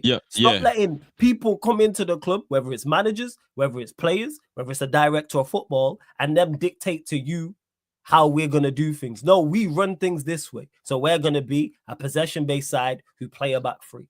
These are the players we look for. Cool. Is it ideal what I would like? No, but at least it's an identity. It's clear as day what it is. When you look at City, even though they've got their recruitment wrong bad over the couple of years, we know what a City player looks like. We can all watch a player and pick out a City player and go, yeah, he could play for Pep. We could all see Mamouche could play for Pep. Yeah. Could watch him one game. Oh, yeah, he's a City player. He fits what they're trying to do over there. And going down, you don't even have to use the highest. We could look at David Moyes at Everton. We all could pick out an Everton player. Easy. Comfy. Yeah, you know, you said you don't think they've started the recruitment yet for your team. And I was going to call bullshit because I just don't believe that could be true. But looking at it now, I believe so. Because what is the most key position to your formation right now? Wing backs, right? Why aren't you guys linked to any elite level wing backs? Because they signed Dorgu, and I'm guessing, this is me just guessing, that Ahmad is going to be the right wing back. That's just me guessing, which I have no issue with. My problem is the spine of the team. Goalkeeper, 2 central midfielders, 10 and a striker. People always ask me, what spine? We need a goalkeeper. Go get 2 central midfielders. Go get 110. Go get a striker. That's what I'm looking at. Because if we go next season and Dorgu and Ahmad are the wing backs, I have no issue with that. But flawless, you're missing the point of my question. Ahmad can play wing back. Yeah. But he shouldn't be. It shouldn't be a case where Ahmad is already here. Let me stick him over there. It should be a case where new formation. Give me an actual wing back and give me 2 actual wing backs. And if the case calls for it, I use Ahmad over there as a backup or rotation. Because I would have imagined, because of the attacking prowess of Ahmad, you'd want him in one of the 10s, and when going forward, he can rotate. He can rotate with the wing back. Yeah, initially. Right-sided 10. And if he's the right-sided 10 going forward, cool. I just want Ahmad in the team because he's of quality. But as a right wing back, he even surprised me. Very good. He's a very, very good and very capable right wing back. And it still goes back to my point. Yeah. It shouldn't be a surprise for that position because that's a cog in the formation. You're not supposed to be like, me walking at Chelsea right now, right? Yeah. And me go switch to a wing back. I'm going to say, all right. We need wingers for this. We need wing backs for this season, but I'll get 2.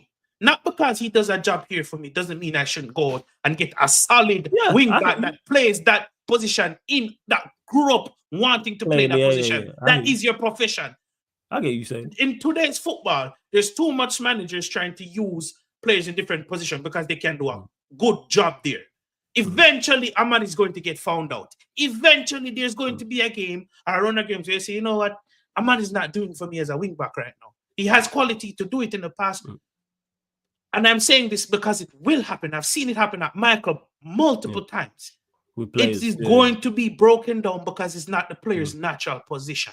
You may get a season out of him, but long term, it will not work. Which Go is cool, get like an I said. actual wing Yeah. back. If it is because we need so much else, if it is for a season and then they decide to move, I'm like, all right, cool.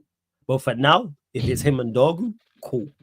Because he's But you surprised. get my point though, right? Yeah, I get the overall point you're saying in regards to a specialist. Because what I would have had an issue with initially with Ahmad, not an issue. My concern would have been him not work rate, but the defensive work. How does he do that? But he actually does a good job of it, surprisingly. Like, because he hadn't played like that. You don't know until someone plays wing back, you don't know if they can really do it from an attacking standpoint. Someone's a winger and then they go to wing back. The main issue you're gonna have, my main concern would always be, can they do the defensive work? Never shirks the defensive. Never ever should. And then offensively, you know what he's gonna give you. The amount of goals that we got from him just pressing. Yeah. And then remember another big caveat to that as well. Ahmad is also trying to make his name in this team and get the opportunity. So maybe I call it long-term adrenaline, where you just play to a level right now because you're trying to solidify your space. Yeah, that's after true. a while, when you come down off of the high there, man, go play up front. Yeah, you might want to play right 10, which I have again. I have no issue. Defending for your second career. Yeah. You get what I say? So you get specialists for your position. Right side is centre back. Left side is centre back. People will know the position inside and out, because you can teach a player something, but there's certain nuances to come to the players them like this. Yeah, because it's a position. You're specialist. And in the ideal world, I'm with you. But you know what is at Manchester United? We far from our ideal world because we need everything. We need everything. Legit, outside of centre backs, and you could even argue there maybe for depth. We need pretty much first teamers everywhere. They outside, like literally, you're talking, and it's the spine. We need a new goalkeeper. Without question, we need a new we need 2 central midfielders. Not one. We need 2 central midfielders if we're really going to move forward. Because let's say Cass leaves. Bruno's not, you mentioned it with the Ahmad thing, right? Bruno's not a central midfielder. So the only recognized senior central midfielder we have we have one in Agate. Collie is there, but he's a youngster. He's just come through. So you literally have 2 central midfielders, and one of them's new, and Agate just got here. And we know Agate's limitation. So we need 2 central midfielders. We need a 10. That's without question, we need a 10. Yeah, the one beside Bruno. We definitely need a number 10. Whether it's going to be Ahmad playing right side 10 or whether Xerxes plays left, we need a 10 of some sort. And we need a striker because our attack. So it's like, look how much I'm talking about. The spine of our team. Like Lex mentioned it earlier about how much Liverpool need. We need a hell of a lot. We need a hell of a lot. That's why with Ahmad at wing back for a season, I'm like, all right, cool. Because that's one spot. I don't think it's for a season. It might be longer, but I'm saying if it's for this next season, I have the only way not permanent. All right, watch it. The only way not permanent is if you can provide him with players around him that can actually occupy space and attract other players to defend them. Because if you can't do that, then Amadaga constantly just get double team, get defended out of games. If you not have, you get me? Players who can play in between the lines and so on and so forth. Like Bruno, that's why when him playing at the 10, it looks shit. Why? Because he's needed to be the ball carrier and the playmaker in at the same time to get the ball forward. So when you put that guy forward and then you have someone occupying that space that cannot do the things that he does, then he will not receive the link up when that's needed. That is why Anthony was so pivotal, because whenever Ahmad played in the 10 and Anthony came on at right wing back, the whole game changed. Why? Because Anthony, despite everybody calling him, it's just a link man. You man just don't understand link man. And do the same thing with Sancho. The man them just a link man. But what them do, them just they're there for link with players. Sancho will shoot, but Sancho now go shoot if every time him get the ball, him have to run past 3 players to get the fucking shot off. Him want to play the pass, move, play the pass, move, play the pass, move. If him in a high XG chance, him take it. Or even if him not take it, because of how the unit are move cohesive, there's always a player there when can pass it to in a better position where them can finish. Yeah, that's how the man them understand the game. But what we're only like is Garnacho every fucking time him get the ball, him just full header steam forward, lose it. Then get counter attack. Like what the fuck? You see what Lex just said? That's why it not gonna work long term. Because he not have the natural capability to understand as a wing back. This is what we need to do in them when we get double team or whatever. Let me say, bro, me can't stress this enough. You talk about specialists. for them actual position. Yeah. Yeah, I'm with play you with on that. wing back, by actual blood clot wing back. Now With put wing a wing backs. over there, bro. Man, tell you, it's not gonna work long term. Hold on. First of all, me just like I said this. Flawless. Jamaican bad weather gonna get you demonetized. No? To say what? Is what gonna get me demonetized? Say that again. You sound a bit low. Bad word. No, No. Jamaican bad weather. You cool. Go on. You see, every single somebody who back Garnacho go suck on the granny. Alright? Damn. Me just like I say. Brawling. Crazy. Alright? Everybody who back Garnacho better suck on the granny with a straw. And sniff Big her up ashes. Kev as well. Alright? I wasted my time watching that highlight. I wasted my time watching. I didn't even watch the 90 minutes. I watched the highlights and I wasted. Oh, you talking my about the Forest? You talking about the Forest game? Ah, yeah. Give Yeah. your thoughts on that before we close out. Yeah. Go on. Yeah. Go on. One, Lex, when you talk about with Bruno Fernandes, Bruno cannot play as a 8, Bruno cannot play as a 10. Bruno Fernandes needs to fuck off and count sand grains with Cristiano Ronaldo in Saudi. That's what Bruno needs to do. Everybody I want to have a conversation with that brother on Saeed channel that think him know everything about Bruno Fernandes. Everything about Bruno Fernandes he know come from highlights. Alright? We with Man United be without Bruno Fernandes. His brother look like a taller version from Marcel with just no locks. Who that? But therefore, where would we be without Bruno Fernandes? I don't know. Is it Danny? I think that's his name. So whatever him want to call himself. Danny? Yeah, I'm gonna give a shit when All right, let me tell you what the problem with them on there. There is an aspect of Bruno that is somewhat undeniable in his ability to farm stats. You get what I say? And so-called show up in the final moments. Listen, understand when someone does it for the team and when them do it for themselves. Bruno does it for himself. He does not do it for the team. That is something I'm telling Bruno. Right? Bruno will play a game and all he does is try to get the stats for himself. That is the problem with fucking Bruno. People say, oh, he's so talented. He's talented for himself. If it's not a volley where he score or a long range shot, that's why him do them spectacular things. Because him try them a million times. Why does he try them a million times?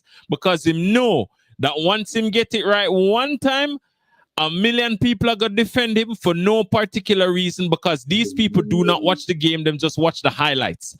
And if you actually watch the game, bro, you know how much time watch Manchester United, and I just did a cuss Bruno because the man just so shit in an overall play. Him keep losing the ball, keep giving away the ball unnecessarily, missing 5-yard passes, miscontrolling the ball, spamming it, doing a bunch of shit. But guess what? In that same game, because him continuously shoot, because him have a crazy engine, because him continuously spam the balls in the box, him get some little idiot creative stats where him actually a play for, and then when you look on the stats, it look good, and then him get a 8.1 rating on Foot Mob, and people think him did have a good game. This fucker was just manipulating the system. That's what he does. He manipulates the numbers. He's a detriment to the team, because when you analyze the numbers of how many times he gives the ball away, when you analyze the numbers of how many of his passes, because we don't use successful passes no more. We use passes into the final third. Well, understand something, human beings.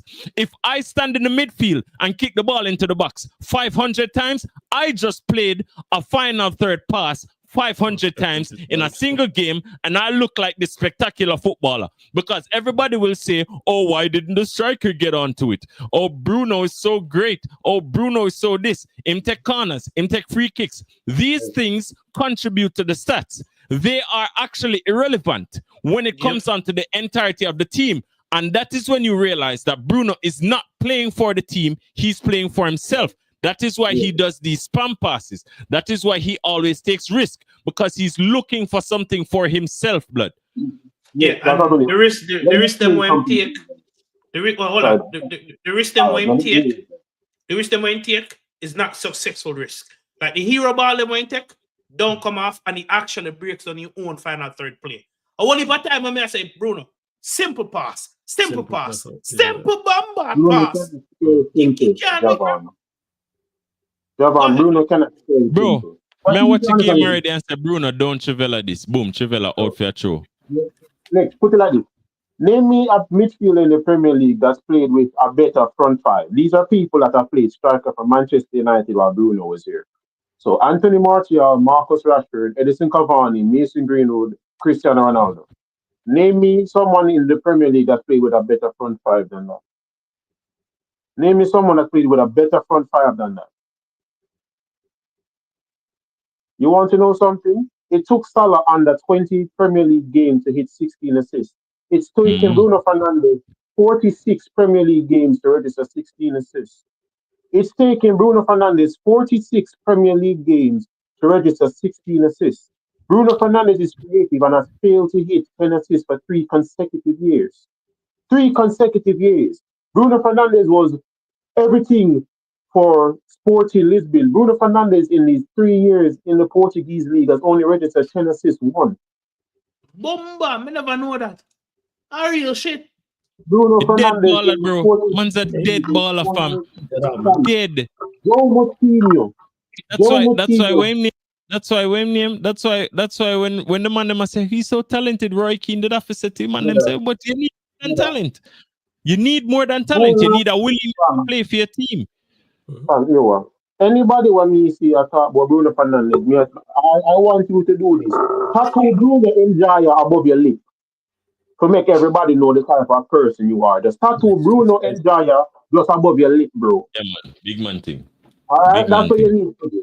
All right, let me see. Bruno Fernandes is that one person in the school and nobody in a life.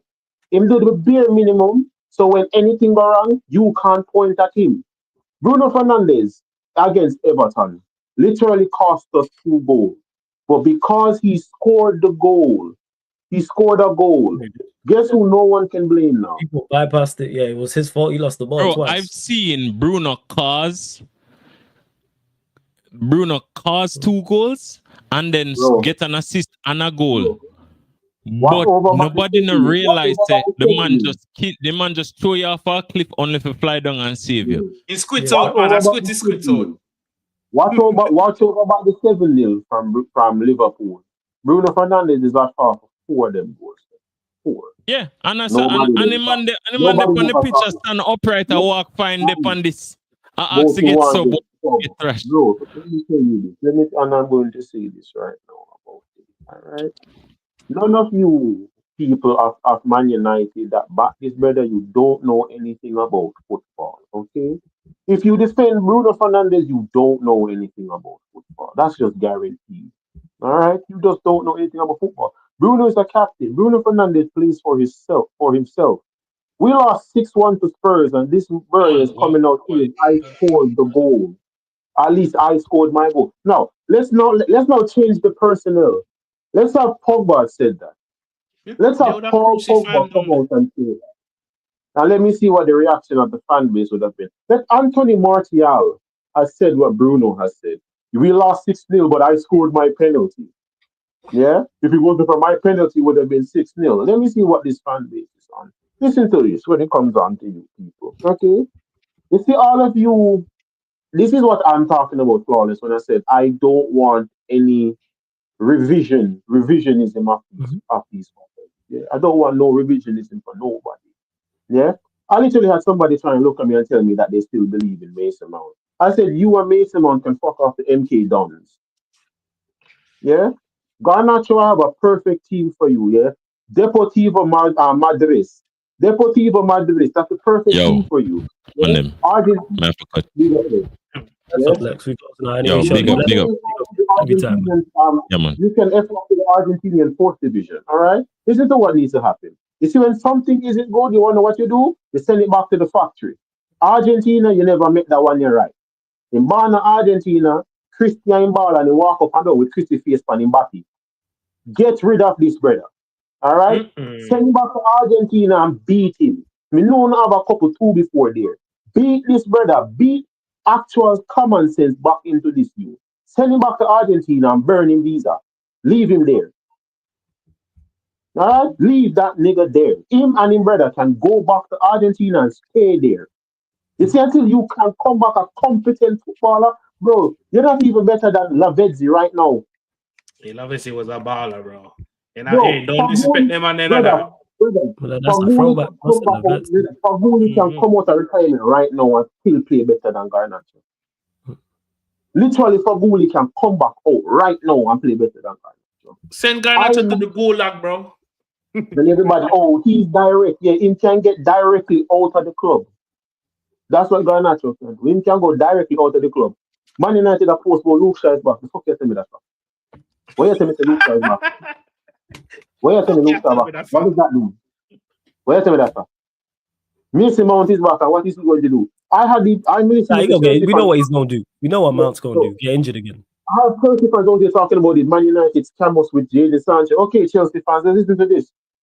Jadon Sancho in 2 years in the Premier League has played his most minutes for you guys. In 5 months, Jadon Sancho has what? 4 assists and 2 goals. Or is it 5 assists and 2 goals? He won his penalty. 5 assists and 2 goals. That's in 5 months for Chelsea. Mason Mount at 2 years at Manchester United has 1 assist.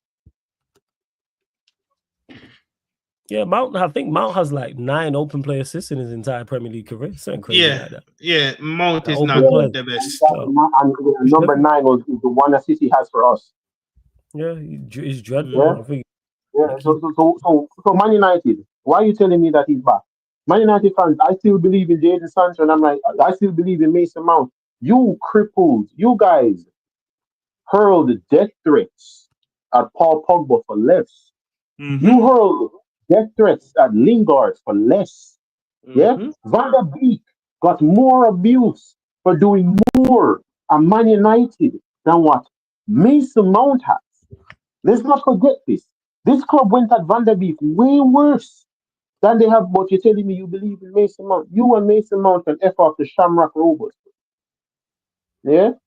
To you, Rasmus Højlund, brother, I said before, I don't know why you did that, why you celebrated against Victoria Pilsen. That's your future club. Guess who's a team that's interested in signing him on loan? Like legitimately. Flawless. Guess who legitimately wants him on loan? Victoria Pilsen. That's crazy work. I'm sending him there with an obligation to buy. Yo, give me 10 million and you can keep Rasmus Højlund. Yeah? The obligation to buy. Happy buy. Yeah, 10 million, bro. Not even 10 million, brother. Give me 10 cents. 10 cents. 10 Rub Mendy, bro. Give me 10 Rub Mendy and you can keep him. Bro, write me a letter on why you want Rasmus Højlund and you can keep him. I don't even want money. Just write me a very nice letter on why you think you want him at your club. I don't even want asset money for Rasmus Højlund. Said it before and I said it again. You went to PSG and spent 60 million on the worst midfielder there. When Flawless asked me about Ugarte, I told him, why are we signing that garbage? Why did we get rid of Fred if we're signing Ugarte for? I said this. All right, I said this. I am not going. Everybody wants you to see it. Let me see the Casemiro Ugarte midfield where you saw it. You saw I still it. want to see it because I don't think that was the problem again. No, I am looking at the manager now and I'm saying, so you're listening. No, I'm looking at the manager. I'm like, so you're listening. That's one bad game. Okay, keep that same midfield. Keep that same midfield again. Yeah, keep that same midfield again. Dorgu had a very bad game. Actually, I'm going to ask you to speak about him. He had a bad game. Yeah, he didn't play well. And that's so weird that we saw him at a bad game and we were surprised because we're like, he's on a good level. Like, that's actually a bad game for me. Was it a bad game in that he cost us? No, it's just his passing was bad. Was he still overlapping? Yes. Was he still running through the channels? Yes. Was he still you doing still do all the trying to do the right thing. But before you carry on, Kaneki. Firstly, big up Northside for the raid. No, big up Northside. I don't even know if you're still watching, but shouts to everyone who joined over from the raid. Run up the likes, hit the subscribe button because we're gonna close out here shortly. Subscribe to Javon's channel, Find a Whistle podcast. Javon, I know you got a dip. Let them know where they can find you, what you got coming up over the next week and all that stuff, weekend, next week, etc., etc. Yep. Like, share, comment, subscribe, and subscribe to the Final Whistle podcast. People, we have content dropping. We will be doing a Brentford game review. You can catch me on All You Can Eat Chelsea. You could catch me at Goonie. We have a show dropping on Thursday, and the content is content, people. So please remember to like, share, comment, and subscribe. And bless up the Yardman show every time. I'm there next week again. Yeah, man, you already know, man. We're here next week. You already know, man. Big up to Javon. You lot, Final Whistle podcast. The link is in the title. Click the link, opens up a new tab. You can subscribe to Javon's channel as well. We are gonna close out here. It's been a couple hours. You lot already know the vibe as well. What you say, Kaneki? You need to make me able for ban Scooby sometime. You and Spoopy always going back and forth, man, for real. But yeah, you lot can see it in the chat. Final Whistle podcast in the chat. It's in the title. It's underneath in the description. It's on the featured channel page. We have ample ways to find it. So go run up the likes over there and subscribe to Javon's channel. Run up the likes on this video. Whether you're watching this live right now, watching this back, go follow the Sarcasm City TV playback. Subscribe. Brentford, Chelsea, the Manchester derby, all over there tomorrow. And then Q&A, and then the United Liverpool podcast back. Say that again, Kaneki. You sound low. Say that again. No, what I was saying was that I'm tired as hell, and I actually sat down and watched that flipping highlight of the game, and now I'm just angry. Yeah, like, God, you just seen all you seen, man. It was dross. Yeah. It was dreadful. It was absolutely dreadful. But yo, Javon, I know you got a dip, so no worries, man. It's all blessed. I'll catch you in the group chat, yeah? Blessings, man. I'm going to close out this anyway very, very shortly. But yeah, man, big up to everyone that has locked in as always. You lot absolute real ones. We're going to redirect over to Alam, Toronto Hoop Talk. He's doing college basketball game, Cooper Flags playing. He's doing some scouting over there because his team could be getting Cooper Flag because the Raptors are trying to tank. However, I know they've actually been winning some games of recent. So all I need you lot to do is put Sarcasm City TV raid in his chat, people. That's it. Put Sarcasm City TV raid in Alam's chat. Again, I'll mention it. Make sure you go follow the Sarcasm City TV playback, www.playback.tv/Sarcasm City TV, or download the playback app from your app store. 2 more watch-alongs over there tomorrow. Obviously, we had the 4 watch-alongs today, starting with Everton and Arsenal. We then did the Real Madrid-Valencia game. Following that, we did Aston Villa, Nottingham Forest. And then following that, back to do the La Liga game of Real Betis versus Barcelona. Before this, the Yardman show, and of course, the United Arsenal show before that. So tomorrow over on the playback, Brentford versus Chelsea, Manchester United versus Manchester City. Then we're back here on the YouTube, Sarcasm City Sports Q&A, which would be like 11 p.m. UK time. Then following that, the United Liverpool pod, Barbados edition, with Beijing Reds TV. But yeah, we're going to redirect over to Alam. So again, for Sarcasm City TV raid in this chat, big up to Kaneki, big up to Lex, big up Javon as well, man. But yeah, anything you want to add, Kaneki, before we close out? Yeah. Go on. Me, I do don't power myself before. If you're back, God not your better, but suck on the ground. This guy crazy. But hey, the Yardman show in a nutshell, people, on the Sarcasm City TV YouTube. And this has been the Premier League podcast, Yardman edition, live on the Sarcasm City TV YouTube. Thank you very much for tuning in.